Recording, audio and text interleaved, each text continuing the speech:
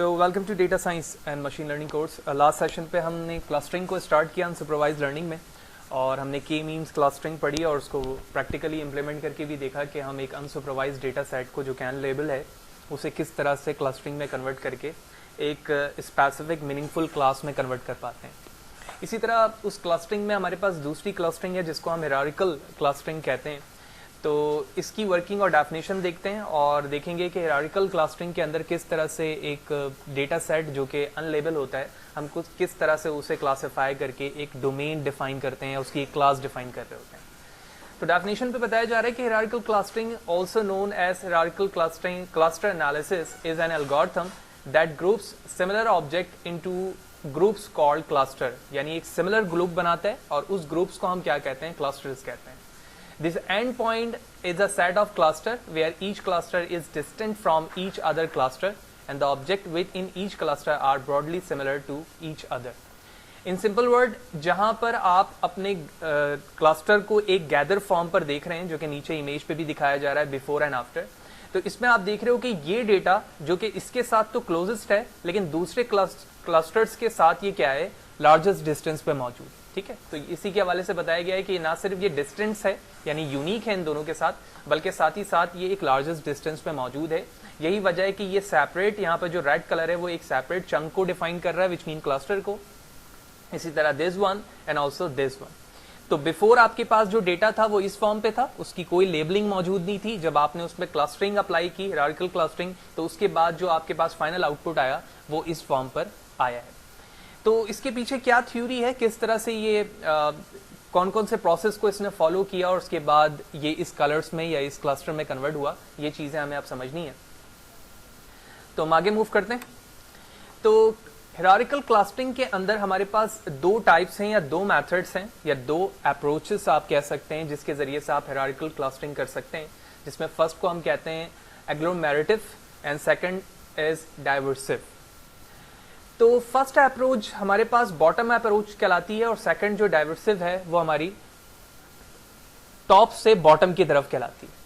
तो डेफिनेशन पे भी यही बताया जा रहा है, also known as bottom up approach और also called hierarchical agglomerative clustering, a structure that is more informative than the unstructured set of cluster written by the flat clustering. This cluster algorithm doesn't require us to pre specify the number of cluster. यानी सबसे पहले बताया जा रहा है agglomerative approach के अंदर कि ये बॉटम अप अप्रोच है, यानी नीचे से ऊपर की तरफ इसका अप्रोच जाएगा। उसके बाद बताया जा रहा है कि इसके अंदर आपको, या जब आप इसकी प्रैक्टिकली देख रहे होंगे इसकी वर्किंग, तो आपको यहाँ पर ये नहीं बताना होगा कि एक्चुअली आपने कितने क्लस्टर्स इसमें बनाने हैं। ठीक है, तो ये चीज इसमें प्री स्पेसिफाई है जिसको यहाँ पर बताया जा रहा है द नंबर ऑफ क्लस्टर। तो ये चीज कैसे पता चलेगी हम आगे जाएंगे तो देखेंगे। तो bottom up algorithm treat each data as a singleton cluster at the outset and then successively agglomerates pairs of cluster until all cluster have been merged into a single cluster that contains all data। यानी आपके पास जो graph में data है वो हर एक individual data एक cluster को represent करेगा जिसे यहाँ पर सिंगलटन क्लस्टर कहा जा रहा है। ठीक है, और उसके बाद ये क्लस्टर आपस में एक दूसरे को इंटीग्रेट करते जाएंगे with respect to the distance. ठीक है, तो सबसे पहले हमने देख लिया कि एग्लोमेरेटिव अप्रोच जो है वो हायरार्किकल क्लस्टरिंग की एक अप्रोच है जिसमें जो मेथड है वो बॉटम अप होता है। इसके अंदर number of cluster pre specify होते हैं और ये आपस में पेयर्स बनाते हुए एक दूसरे के साथ क्या होते हैं, मर्ज होते हैं, यहाँ तक कि फाइनली जाकर ये एक सिंगल क्लस्टर में अपने आप को कन्वर्ट कर लेते हैं। कैसे? तो सबसे पहले तो हमें एज यूजुअल कुछ पॉइंट्स को फॉलो करना होगा कि हायरार्किकल क्लस्टरिंग में एग्लोमेरेटिव जो अप्रोच जो इस सेशन पे हम देख रहे हैं, आगे चाहेंगे तो नेक्स्ट सेशन पे हम डाइवर्सिव को भी देखेंगे, लेकिन एग्लोमेरेटिव अप्रोच हायरार्किकल क्लस्टरिंग में ये 4 बेसिक पॉइंट है जिनको फॉलो करते हुए आप क्लस्टरिंग कर सकते हैं। फर्स्ट पॉइंट पे बताया जा रहा है make each data point a single point cluster means N cluster, यानी जितने भी डेटा सेट है आपके पास आपने हर एक इंडिविजुअल डेटा को क्या बना लिया, क्लस्टर बना लिया। Take the 2 closest data point and make them 1 cluster. यानी फॉर एग्जांपल आपके पास 10 डेटा हैं तो 10 डेटा का मतलब है 10 क्या है आपके क्लस्टर हैं। आपने सबसे पहले देखा कि एक रैंडमली एक डेटा पॉइंट से दूसरे डेटा का सबसे क्लोजेस्ट डिस्टेंस क्या है, उन दोनों को आपस में मिलाकर आपने क्या बना दिया, 1 क्लस्टर बना दिया। थर्ड पॉइंट पे बताया जा रहा है take the 2 cluster and make them one cluster, यानी आपने उन दोनों क्लस्टर को एक साथ लिया और उसके बाद दोबारा से क्या बना दिया, एक क्लस्टर बना दिया। इसी तरह से ये रिपीट स्टेप होते रहेंगे 3 until there is only one cluster make, यानी उस वक्त तक हम इन स्टेप्स को रिपीट करते रहेंगे जब 10 के 10 मिलकर एक क्लस्टर ना बन जाए। लेकिन वो क्लस्टर बनाने से पहले हमें यूक्लिडियन डिस्टेंस, जिसमें हम स्टार्टिंग से बात करते हुए आ रहे हैं कि जब भी हम 2 पॉइंट्स पे डिस्टेंस के हवाले से बात करते हैं तो इस फॉर्मूले को फॉलो करते हैं, ठीक है। लेकिन हम किन किन तरीके से 2 क्लस्टर के दरमियान डिस्टेंस पॉइंट फाइंड कर सकते हैं, जिसमें फर्स्ट ऑप्शन लिखा हुआ है क्लोजेस्ट डेटा पॉइंट, ठीक है। इसी तरह से फर्दरेस्ट डेटा पॉइंट है जो सबसे ज्यादा है, इसी तरह एवरेज डिस्टेंस है इन दोनों के दरमियान, इसी तरह डिस्टेंस बिटवीन सेंट्रॉइड। ये चारों तरीकों को हम फॉलो कर सकते हैं 2 डेटा पॉइंट के दरमियान डिस्टेंस मालूम करने के लिए। कैसे? तो मैं एक रफली यहाँ पर ग्राफ प्लॉट करता हूँ ताकि मैं उन चीज़ों को बेहतर तरीके से समझा सकूँ। तो कुछ रैंडमली हमारे पास डेटा पॉइंट है यहाँ पर, और ये एक सेंट्रॉइड को क्या कर रहा है, इंडिकेट कर रहा है। ये एक हमारा क्या है, क्लस्टर है। इसी तरह एक और हमारे पास सर्कल है यहाँ पर, ये एक सेंट्रॉइड को या फिर एक क्लस्टर को रिप्रेजेंट कर रहा है। तो क्लोजेस्ट पॉइंट डिस्टेंस से मुराद ये है कि ये वाला पॉइंट जो यहां पर मौजूद है और ये जो पॉइंट है, ये इन दोनों के दरमियान क्या है, क्लोजेस्ट है, ठीक है। तो इस जरिए से भी हम क्या कर सकते हैं, हिरार्किकल डिस्टेंस मालूम कर सकते हैं 2 किसके दरमियान, 2 डेटा पॉइंट के दरमियान। इसी तरह मैं फास्टेस्ट या फिर जो फर्दरेस्ट डेटा पॉइंट है जो सबसे दूर है, ठीक है, फार अवे है, तो मैं कह सकता हूं ये पॉइंट है और इसमें ये पॉइंट है। तो इसको हम इस तरह से रिप्रेजेंट कर देते हैं। ऑल्दो यहाँ से स्ट्रेट लाइन ही बनेगी, लेकिन मैंने समझाने के एतबार से एक लाइन ऊपर से बना दी है ताकि हमें समझ में आ जाए कि ये दूसरी लाइन है जो डिस्टेंस सबसे ज्यादा यहाँ पर इंडिकेट कर रही है। एवरेज डिस्टेंस से क्या मुराद हो सकता है कि हम सबके डिस्टेंस को काउंट करें, ठीक है, और जो भी डिस्टेंस इस पॉइंट पर यहाँ मौजूद है इन तमाम का हम क्या मालूम कर लें, एवरेज। इसी तरह इनमें से तमाम के हम डिस्टेंस मालूम करें और इनके जो भी एवरेज वैल्यू है वो हम इंडिकेट कर दें। तीसरा पॉइंट भी यहाँ पर हो गया। चौथा पॉइंट बताया जा रहा है डिस्टेंस बिटवीन सेंट्रॉइड। के मींस क्लस्टरिंग के अंदर हम पढ़ चुके हैं सेंट्रॉइड की डेफिनेशन क्या है, क्या वर्किंग है। तो मैं अज्यूम करता हूं कि यहां पर एक सेंट्रॉइड है और इसी तरह यहां पर भी एक सेंट्रॉइड है। तो हम जान सकते हैं कि इन दोनों के दरमियान क्या डिस्टेंस है। और के मींस के अंदर ये मेथड था कि फिर डेटा को हम क्या करते थे, एक सर्कल पे लेकर आते थे, फिर सेंट्रॉइड को बार बार रैंडमली मूव करते रहते थे। तो ये चारों तरीके हम यहाँ पर इस्तेमाल कर सकते हैं, लेकिन एज यूजुअल यूक्लिडियन डिस्टेंस यहाँ पर हम इस्तेमाल कर रहे हैं for finding the distance between 2 data और अ क्लस्टर। कैसे? ये एक छोटी सी एग्जांपल है। उन्हीं चारों पॉइंट को फॉलो करते हुए मैं यहां पर हिरार्किकल क्लस्टरिंग अप्लाई कर रहा हूं बाय यूजिंग एग्लोमेरेटिव अप्रोच।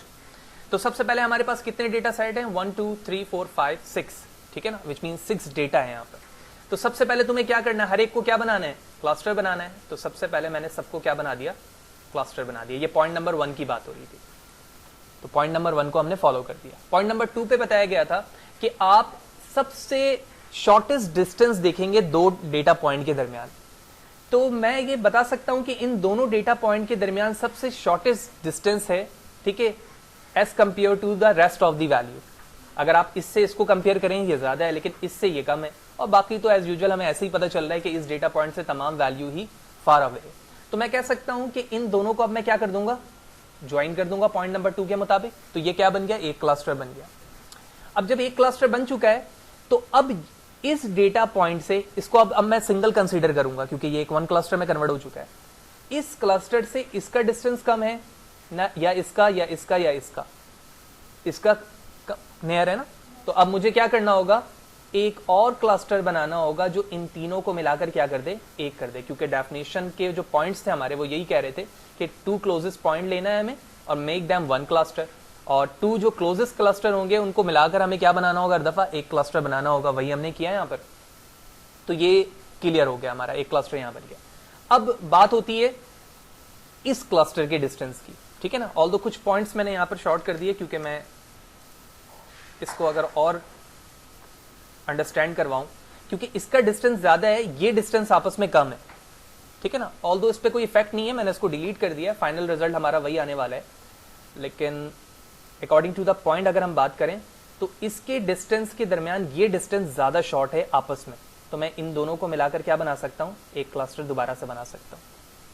अब इनके दरमियान डिस्टेंस कम है और साथ ही साथ इनके दरमियान, तो इन दोनों में से मैं अज्यूम करता हूं, क्योंकि मैं इस वक्त माउस से ये चीज ड्रॉ कर रहा हूं, तो एज्यूम करते हैं कि ये डिस्टेंस कम है, ठीक है, तो ये तीनों मिलकर एक क्लस्टर बना देंगे और एज यूजुअल ये तीनों मिलकर एक क्लस्टर बना देंगे अकॉर्डिंग टू द पॉइंट। तो हायरार्किकल क्लस्टरिंग के तमाम पॉइंट्स को फॉलो करते हुए हमने क्या कर दिया, अपने 6 डेटा क्लस्टर को 2 क्लस्टर में कन्वर्ट कर दिया। और डेफिनेशन हमें एग्लोमेरेटिव ये कह रही थी कि फाइनल हमारे पास क्या आना चाहिए, एक क्लस्टर आना चाहिए। तो ये दोनों आपस में एक दूसरे से क्या हो जाएंगे, मर्ज हो जाएंगे। तो अब हमारे पास कंप्लीट डेटा सेट किस में कन्वर्ट हो गया, एक क्लस्टर में कन्वर्ट हो गया। तो तमाम स्टेप को फॉलो करते हुए हमें ये बात पता चल गई कि एक्चुअली किस तरह से एग्लोमेरेटिव अप्रोच हायरार्किकल क्लस्टरिंग में काम करता है और किस तरह से वो क्लस्टर में कन्वर्ट होता है। अब बात यहां पर ये होगी कि ऑप्टिमल नंबर ऑफ क्लस्टर मुझे कैसे पता चलेंगे। के मींस क्लस्टर के अंदर हम क्या करते थे, एल्बो मेथड अप्लाई करते थे, जिसके जरिए से हमें पता चलता था कि भाई कितने नंबर ऑफ क्लस्टर यहां पर होंगे। लेकिन अभी तो मुझे डेफिनेशन के रिस्पेक्ट से सिर्फ ये पता चल रहा है कि मैं एक क्लस्टर भी बना सकता हूं, 6 क्लस्टर भी बना सकता हूं, 2 भी बना सकता हूं, 5 भी बना सकता हूं, एंड सो ऑन, जितने भी नंबर्स ऑफ क्लस्टर थे। तो नीचे बताया जा रहा है, but how can we find the optimal number of cluster for solving this problem, dendrograms comes play its role. तो डेंड्रोग्राम्स हमारे पास एक ट्री अप्रोच है जिसके जरिए से आप अपने डेटा सेट के दरमियान optimal number of cluster find करते हैं। कैसे देखते हैं, तो सबसे पहले हम डेंड्रोग्राम को समझते हैं।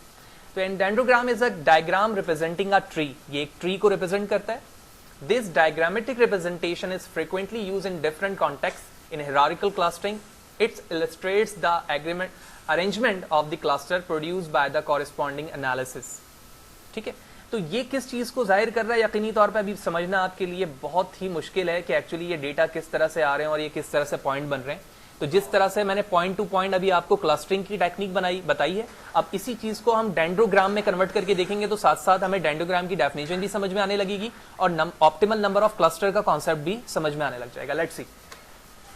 तो जिस तरह से हमारे पास एक ग्राफिकल डेटा था, अब मैंने उसी को एक बॉक्स के अंदर ग्राफ में विजुलाइज करवा दिया है। तो ये जो P1, P2, P3 and P6 है, ये एक्चुअली हमारा डेटा पॉइंट है जिसको मैंने P से रिप्रेजेंट कर लिया है। ठीक है ना। तो हमारी पहली डेफिनेशन क्या कह रही थी, तमाम डेटा पॉइंट को आप सबसे पहले क्या बनाते हो, क्लस्टर। तो एज यूजुअल मैंने तमाम पॉइंट को क्या बना दिया, क्लस्टर बना लिया। This cluster is not good enough. तो तमाम क्लस्टर बन चुके हैं। ठीक है, अब डेफिनेशन के रिस्पेक्ट से बताया गया था कि क्लोजेस्ट डिस्टेंस आप देखेंगे सबसे पहले, तो एज यूजुअल इन दोनों के दरमियान डिस्टेंस सबसे कम है बनिस्बत इसके, तो मैं इन दोनों को मिलाकर एक क्लस्टर बना सकता हूं। तो इस वैल्यू का नाम क्या रखा गया है, P2 and P3। Euclidean distance दोनों के दरमियान मालूम किया गया, कोई x वैल्यू आई हमारे पास, ठीक है ना, कोई भी x वैल्यू आ सकती है। अब राइट हैंड ग्राफ के अंदर मैंने इक्लूडियन डिस्टेंस की एक वैल्यू डिसाइड की गई है, जो हमारे अभी मैंने x से जिसको रिप्रेजेंट किया है। ठीक है ना। अब अज्यूम करते हैं कि इसकी value after applying the Euclidean distance एक वैल्यू आई जो कि 0.5 है। ठीक है, तो सबसे पहले P2 की वैल्यू यहां से और ये P3 है, तो इन दोनों के दरमियान 0.5 पर मैंने एक स्ट्रेट लाइन बना दी। ठीक है, और इन दोनों को मैंने आपस में यूं करके मिला दिया। पहला काम हमारा यहां पर हो गया। सॉरी, यहां पर हमने क्या किया, सबसे पहले जो नियरेस्ट डिस्टेंस वाले हमारे सेंट्रॉइड थे उन दोनों को हमने मिला दिया। तो पहले तो एज यूजुअल ये इंडिविजुअल सारे यहां पर बने हुए थे क्लस्टर। इन दोनों को मिलाने के बाद क्या हुआ, इन दोनों के डेटा को भी मैंने इसी के साथ मिला दिया by using Euclidean distance between them. इन दोनों के दरमियान जो भी डिस्टेंस वैल्यू थी जिसको मैंने x से रिप्रेजेंट किया था, और मैं अज्यूम कर रहा हूं वो 0.5 है, तो यहां पर एक लाइन हमने ड्रॉ की और उन दोनों लाइन को उन्हीं वैल्यू के साथ मिला दी जो P2 एंड P3 की थी। तो P2 एंड P3। इसके बाद हम देखें तो इन दोनों के दरमियान हमें डिस्टेंस लग रहा है कि कम है, ऐसा ही है, क्या है, P4 एंड P5, ऐसा ही है। तो P4 and P5, not this one, I think जो हमने प्रीवियस एग्जाम्पल में की है वो पहले ये दोनों वैल्यूज थी, ऐसा ही था। तो हम इन दोनों वैल्यू को अज्यूम कर लेते हैं पहले। ठीक है, क्योंकि मैंने डायग्राम इस तरह से बनाई है तो ये मुझे लग रहा था कि काफी नियरेस्ट डिस्टेंस है। तो ये 5 एंड 6 पे, ठीक है, तो 5 ये रहा और 6 ये रहा। अज्यूम करते हैं कि इनके दरमियान जो डिस्टेंस है वो 0.5 से थोड़ा सा ज्यादा है, तो मैं थोड़ा सा ज्यादा ऊपर करके लाइन बना दे रहा हूँ, क्योंकि डिस्टेंस ज्यादा है तो यकीनी तौर पे एक्स की वैल्यू भी ज्यादा ही आएगी यूक्लिडियन डिस्टेंस से। और इन दोनों लाइनों को मैंने आपस में क्या कर दिया, मिला दिया। ठीक है, लाइन इज नॉट गुड।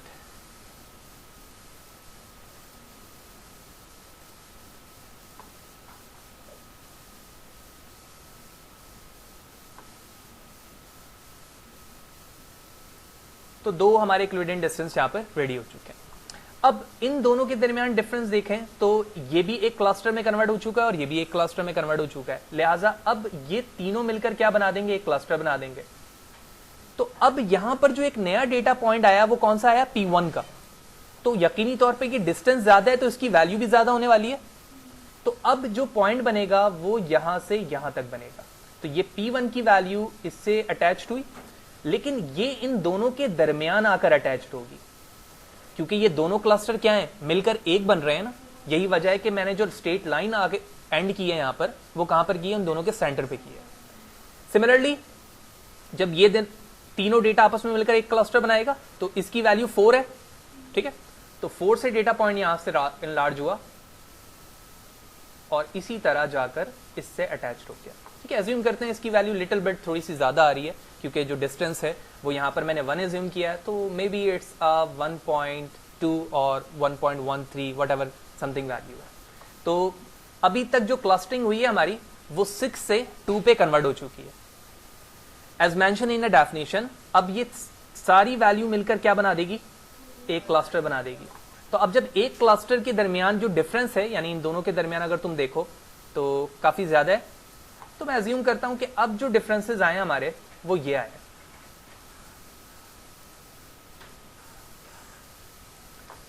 तो ओवरऑल मैंने इंडिविजुअल डेटा सेट को यूज करते हुए डेंड्रोग्राम यहां पर डिजाइन कर दिया, और डेंड्रोग्राम डिजाइन करने से अब हमें विजुअलाइज करना है कि कितने नंबर ऑफ क्लस्टर इस प्रॉब्लम के लिए ऑप्टिमल हो सकते हैं। ये कैसे पता चलेगा, देखो सबसे पहले तुम्हें यह पॉइंट देखना होता है कि ऐसे डेंड्रोग्राम का डेटा जो ऐसी जगह पर मौजूद हो जिसको अगर मैं रीड करूं तो उसके नीचे कोई भी हॉरिजॉन्टल लाइन ना हो।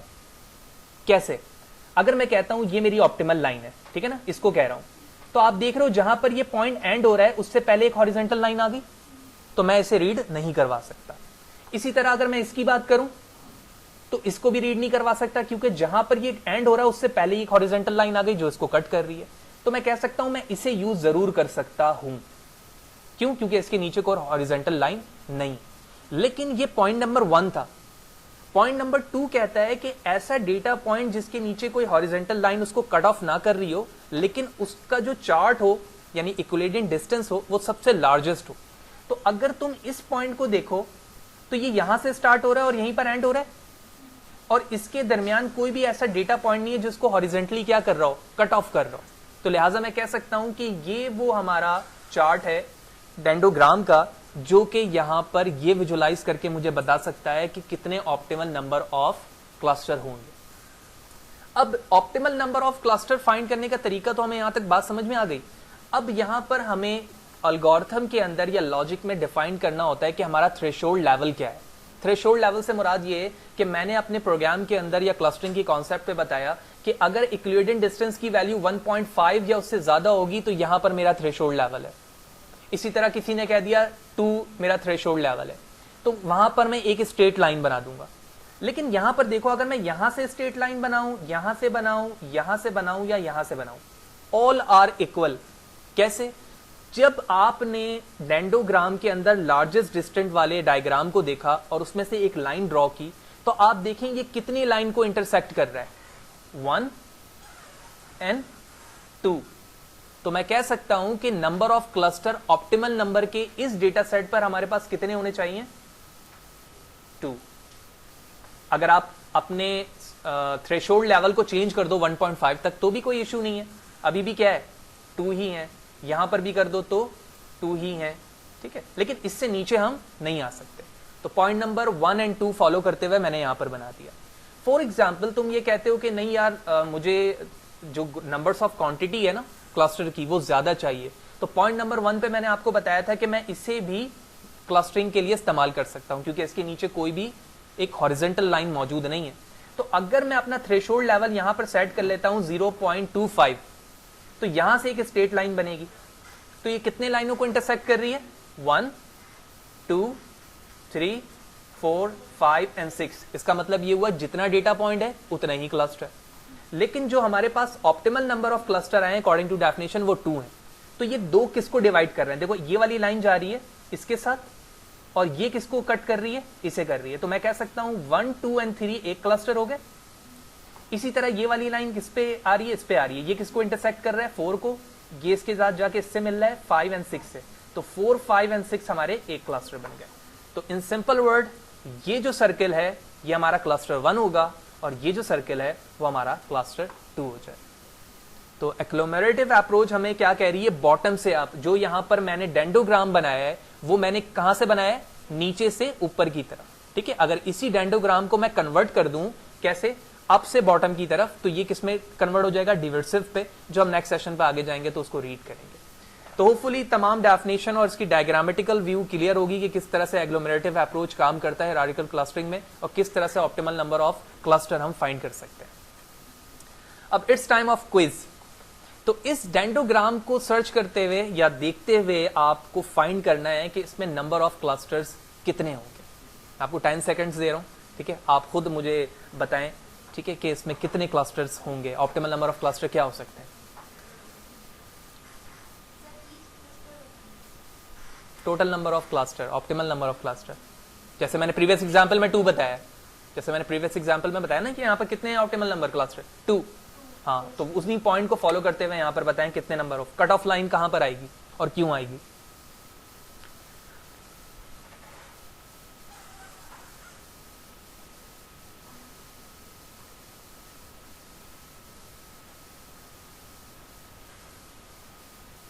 होपफुली आपने ट्राई किया होगा, लेकिन अकॉर्डिंग टू डेफिनेशन जो अभी मैंने प्रीवियस एग्जांपल में बताई है, सबसे पहले उस एग्जांपल को फॉलो करेंगे, यानी उस टर्म्स को जो कि हमने वहां पे डिस्कस की थी। तो सबसे पहले ऐसे पॉइंट को तलाश करो डेंडोग्राम में जिसके नीचे कोई भी हॉरिजॉन्टल लाइन ना हो। तो ये हो सकती है, इसके नीचे कोई भी ऐसा डेटा पॉइंट नहीं है जिसमें हॉरिजॉन्टल लाइन हो। लेकिन अगर मैं इसकी बात करूं तो इसके नीचे ये है, ठीक है। ओके, अगर मैं इस पॉइंट की बात करूं तो इसको ना सिर्फ ये कट ऑफ कर रहा है बल्कि साथ ही साथ ये भी कट ऑफ कर रहा है, ठीक है। और इसकी इस पे तो हम अभी डिपेंडेंट थे, ठीक है। लेकिन अगर मैं इसकी बात करूं तो ये भी कट ऑफ, अगर ये ना करे तो लेकिन ये जरूर कट ऑफ कर रहा है। तो सिर्फ हमारे पास एक पॉइंट ये है जिसके जरिए से हम नंबर ऑफ क्लस्टर मालूम कर सकते हैं, लेकिन ये ऑप्टिमल नहीं होगा, बल्कि ये तमाम को इंडिविजुअली क्लस्टर का अज्यूम करवा देगा, एज यूजुअल जो हम प्रीवियस एग्जाम्पल में देख चुके हैं। पॉइंट नंबर 2 कहता था हमारे पास कि एक ऐसा डेंडोग्राम का पॉइंट जो कि लार्जेस्ट डिस्टेंस के साथ हो। तो बिल्कुल ये लार्जेस्ट डिस्टेंस के साथ है, पॉइंट नंबर 1 क्लियर है यहाँ पर। लेकिन उसके बाद हमें ये देखना होता था कि इसका स्टार्टिंग और एंडिंग पॉइंट, अगर ये इसका स्टार्टिंग है तो यकीनी तौर पे ये यहीं पर एंड हो रहा होगा, ठीक है। लेकिन अब इसको अगर आप रीड कराओ तो ये वो पॉइंट आ गया जो इसको क्या कर रहा है, हॉरिजॉन्टली कट कर रहा है। तो हम इसे भी नहीं ले सकते ऑप्टिमल नंबर ऑफ क्लस्टर। लेकिन अगर मैं इसकी बात करूं, ये एक ब्रॉन लाइन है, ये इसकी स्टार्टिंग है और यही इसकी एंडिंग है, और इसके दरमियान कहीं पर भी ना इस तरफ और ना इस तरफ कोई भी हॉरिजॉन्टल लाइन मौजूद नहीं है जो इसको कट कर रही है। लिहाजा मैं यहां से यहां तक कोई भी थ्रेशोल्ड लेवल सेट कर सकता हूं अपने इस ग्राफ के लिए, जो कि इंटरसेक्ट लाइन के लिए इस्तेमाल की जाएगी। अज्यूम करते हैं वो लाइन ये है या फिर वो ये है, तो यहां से एक स्ट्रेट लाइन ड्रॉ होगी जो इस तरह से तीनों को कट करेगी या फिर यहां से कट करेगी। तो मैं कह सकता हूं कि जितने नंबर ऑफ ये लाइन को कट ऑफ कर रही है उतने ही नंबर ऑफ हमारे पास क्या होंगे, ऑप्टिमल नंबर ऑफ क्लस्टर होंगे। तो यहाँ 3 कर रहे हैं, तो इसका मतलब है कि नंबर ऑफ क्लस्टर कितने होंगे, यहाँ पर 3 होंगे। अब रीड करते हैं कि क्लस्टरिंग कट होने के बाद व्यू में कौन कौन सी वैल्यू आएगी। तो सबसे पहला पॉइंट ये है हमारा, इसको अगर हम देखें तो ये कट ऑफ इसके साथ मिल रहा है और ये यहाँ पर एंड हो रहा है। तो पहला क्लस्टर 1 2 एंड 3 का होगा। फिर इसके बाद ये कट ऑफ है, ये कट ऑफ इसके और इसके साथ आ रहा है। इसके आगे फर्दर ये तो मेरी रेड लाइन है, तो मैं कह सकता हूं सेकंड क्लस्टर 4 5 एंड 6 के साथ होगा। और थर्ड एंड फाइनल हमारे पास ये कट ऑफ इसके साथ है और इसके साथ है, तो 7 8 9 हमारे पास थर्ड क्लस्टर आ जाएगा। तो होपफुली डेंडोग्राम की रिस्पेक्ट से हमने ना सिर्फ टॉप डाउन अप्रोच देखा बल्कि एग्लोमेरेटिव अप्रोच को थ्योरेटिकली अंडरस्टैंड किया कि किस तरह से हमारा एक अनसुपरवाइज्ड लर्निंग के अंदर ऐसा डेटा सेट जो अनलेबल होता है उसको हम एग्लोमरेटिव अप्रोच और डेंडोग्राम के साथ ये आइडेंटिफाई करते हैं कि ये क्लस्टरिंग किस बेस पर होगा और किस तरह से ऑप्टिमल नंबर ऑफ क्या आएंगे, इसमें क्लस्टर आएंगे, और उसके बिहाफ पर हम क्या कर सकते हैं, बता सकते हैं कि इस डेटा सेट में कितने क्लस्टर निकलेंगे। तो नेक्स्ट सेशन पे हम जाएंगे तो इसी अप्रोच को प्रैक्टिकली देखेंगे, जिस तरह से हमने के मीन्स को प्रैक्टिकली करके देखा था स्पाइडर आईडी में। तो अब हम उसी सेम डेटा सेट पे जो हम के मीन्स के लिए कर रहे थे उसमें एग्लोमरेटिव अप्रोच हिरारिकल क्लस्टरिंग को अप्लाई करके देखेंगे कि नंबर ऑफ क्लस्टर किस तरह से बेस हो रहे हैं। ऑल्दो जो डेंडोग्राम है हमारे पास, इस डेंडोग्राम को भी हम ड्रॉ करके देखेंगे कि ये डेंडोग्राम किस तरह से बन रहा है और वहां पर डिसाइड करेंगे कि हमें नंबर ऑफ क्लस्टर किस तरह से चूज करना पड़ेगा।